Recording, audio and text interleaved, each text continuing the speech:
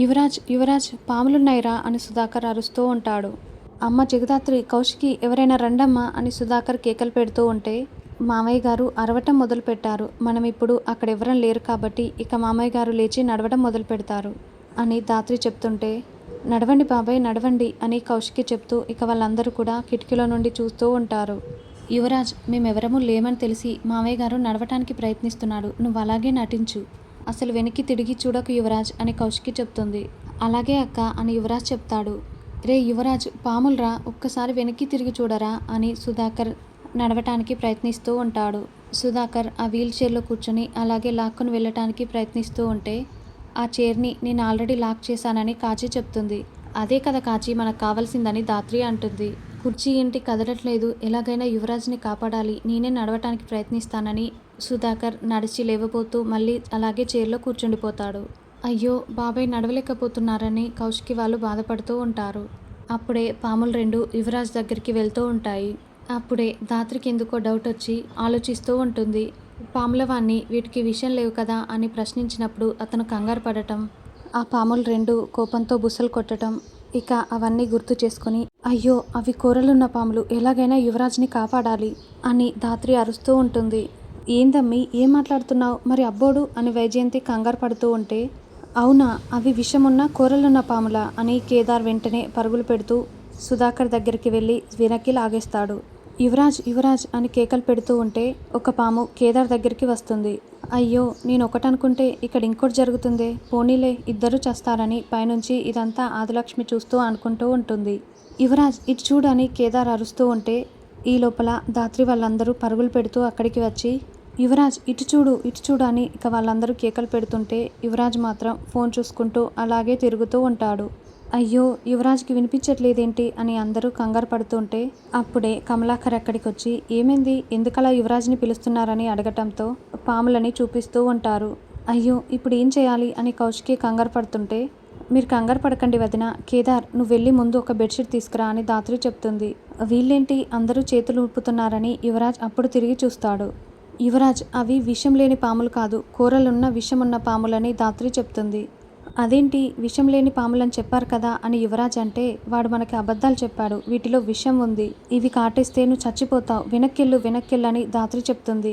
Yuvraj door open చేయడానికి ప్రయత్నిస్తూ ఉంటే అవి కాస్త రావు. దాంతో యువరాజ్ కంగారు పడుతూ ఉంటాడు. ఇక అంతలోనే ఒక పాము యువరాజ్ దగ్గరకు వచ్చి కాలుపై కాటు వేయబోతూ ఉంటుంది. అయితే కాలుకి షూ ఉండటంతో ఇక యువరాజ్ కాలుని పక్కకి తీసేసుకుంటాడు. ఈ లోపల కేదార్ బెడ్షీట్లు తీసుకురావటంతో, యువరాజ్ నువ్వేం కంగారు పడుకో, మేము బెడ్షీట్లు వేస్తామని ధాత్రి అంటుంది. అమ్మ జగదాత్రి జాగ్రత్త అమ్మ అని సుధాకర్ కంగారు పడుతూ ఉంటాడు. అలా ధాత్రి కేదార్లిద్దరూ చెరొక బెడ్షీట్ని ఆ పాములపై వేయటంతో అమ్మయ్య అంటూ అందరూ రిలాక్స్ అయిపోతారు.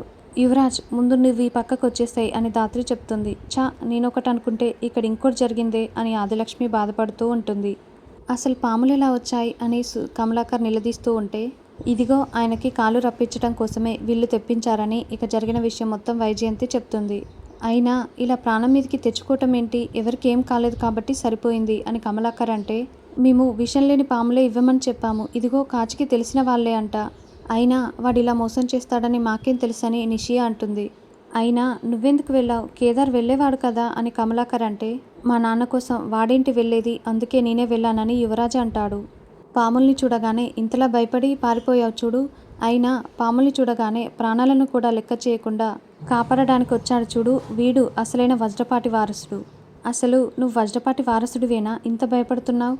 అసలైన వారసుడంటే కేదారే, పొద్దున్న లేచిన దగ్గర నుండి ఈ ఇంటికి ఒక్కడే వారసుడు, అది నేనే అంటూ చెప్తుంటావు కదా, చూడు ధైర్యంగా నిలబడి పోరాడినప్పుడే ఈ ఇంటికి వారసుడివి అవుతావు అని కమలాకర్ అంటే, ఏంది మరిది, బిడ్డ ప్రాణాలకి తెగించి ఇలా చేస్తే నువ్వు ఇలా మాట్లాడుతున్నావేంటి, అయినా నువ్వు వీళ్ళని పొగడాలనుకుంటే పొగుడుకో, అంతేకాని నా కొడుకుని తక్కువ చేసి మాట్లాడకు, నేను చూస్తూ ఊరుకోను, రా బోడ వెళ్దామని వైజయంతి అంటుంది. తను ప్రాణాలకు తెగించి ఇదంతా నిజంగానే చేశాడు మామయ్య, మీరు అలా మాట్లాడి ఉండకపోవాల్సిందని ధాత్రి అంటే, అవును బాబాయ్, మీరు మమ్మల్ని సపోర్ట్ చేస్తూ మాట్లాడిన ప్రతిసారి మీ మధ్య దూరం పెరుగుతూనే వస్తుంది, అది మాకు నచ్చట్లేదని కేదార్ అంటాడు.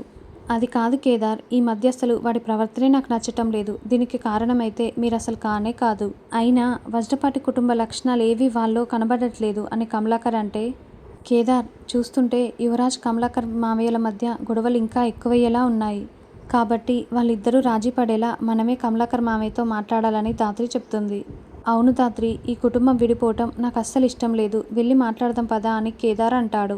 తర్వాత ఆదిలక్ష్మి, అమ్మో ఇప్పుడు కనుక ఆ జగదాత్రికి డౌట్ వచ్చి నన్ను పట్టించుకుంటుందా ఏంటి అని కంగారు పడుతూ ఉంటుంది.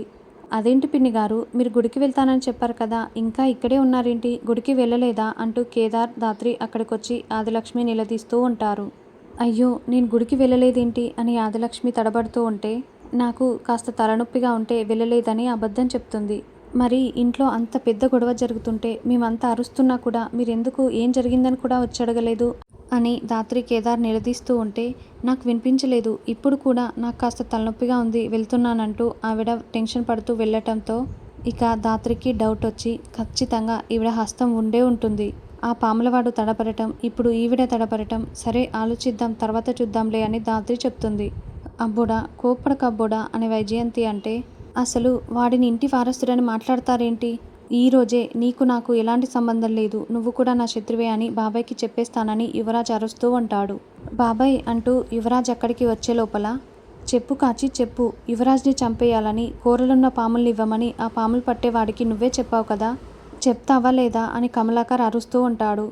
అయ్యో నాన్న, నేను అమ్మ మీద ఒట్టేసి చెప్తున్నా, యువరాజ్ అన్నయ్యని నేనెందుకు చంపాలనుకుంటాను అని కాచి అంటే, ఇంట్లో ఇంతమంది ఉండగా మమ్మల్ని ఎందుకు నిలదీస్తున్నారని బూచి అంటాడు. ఎందుకంటే నా కొడుకు యువరాజ్ ప్రాణాలు పోతూ ఉంటే నేను చూస్తూ ఊరుకోను కాబట్టి. అలా చేసిన వాళ్ళని ఎవరినైనా సరే నేను వదిలిపెట్టను, ఎందుకంటే వాడు నా కొడుకు యువరాజ్ అని కమలాకర్ చెప్తూ ఉంటే యువరాజ్ చాలా షాకింగ్గా ప్రేమగా కమలాకర్ వైపు చూస్తూ ఉంటాడు. అసలు ఏ రోజు నేను యువరాజ్ని మా అన్నయ్య కొడుకని అనుకోలేదు, నా కన్న కొడుకుగానే పెంచి పెద్ద చేశాను. వాడు తప్పుదారిలో నడిస్తే 4 తగిలించినా వాడిని మంచి మార్గంలో పెట్టాలనుకున్నాను. చెడు చేస్తే ఇది చెడు అని చెప్పాను, మంచి చేస్తే ఇది మంచి అని చెప్పాను. ఎందుకంటే వాడు మంచి మార్గంలో నడవాలి కాబట్టి. వాణ్ణి కొడతాను తిడతాను, బాబాయిగా నాకు వాడి మీద అన్ని హక్కులు ఉన్నాయి. కానీ నేను వాడిని కొట్టడం తిట్టడం వాడికి నచ్చలేదు, అందుకే వాడు కోపంతో నాపై కత్తి తీసుకొచ్చాడు. అయినా నా కొడుకుగా యువరాజ్పై నాకు అన్ని హక్కులు అధికారాలు ఉన్నాయి.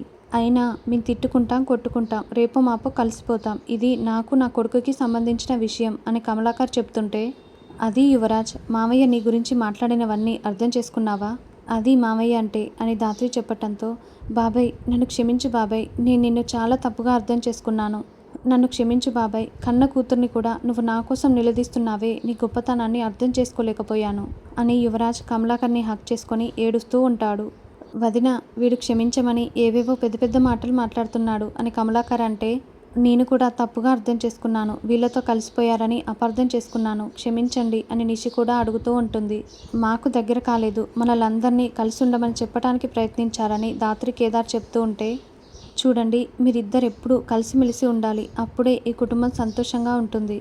యువరాజ్ కేదార్తో గొడవ పడకు అని వాళ్ళిద్దరు చేతులు కలిపి కమలాకర్ చెప్తూ ఉంటాడు. అది సరే కానీ అసలు ఆ కూరలున్న పాముల్ని ఎవరు తీసుకొచ్చారు అని వైజయంతి అంటే, చూస్తుంటే ఎవరో కావాలనే చేశారు, మేము వాళ్ళని ఖచ్చితంగా పట్టుకుంటామని ధాత్రి చెప్తుంది. అందరం కలిసిపోయాం కదా, చిన్న పార్టీ చేసుకుందామని బూచి అంటే, తప్పకుండా అన్నయ్య, మంచి సలహా ఇచ్చారని ధాత్రి అంటుంది. తర్వాత బూచి కమలాకర్ ఇద్దరు కూడా మందు డ్రింక్స్ అన్నీ పార్టీ కోసం అరేంజ్ చేస్తూ ఉంటారు. మనం కూడా వెళ్ళి హెల్ప్ చేద్దాం పదండి, కింద వాళ్ళు మాత్రమే చేస్తున్నారని యువరాజ్ వస్తాడు. సరే అలాగే అని నిషి వైజయంతి కూడా వెళ్తూ ఉంటారు. ఇక ధాత్రి రెడీ అవుతూ ఉంటే కేదార్ వచ్చి ధాత్రిని పొగుడుతూ ఉంటాడు.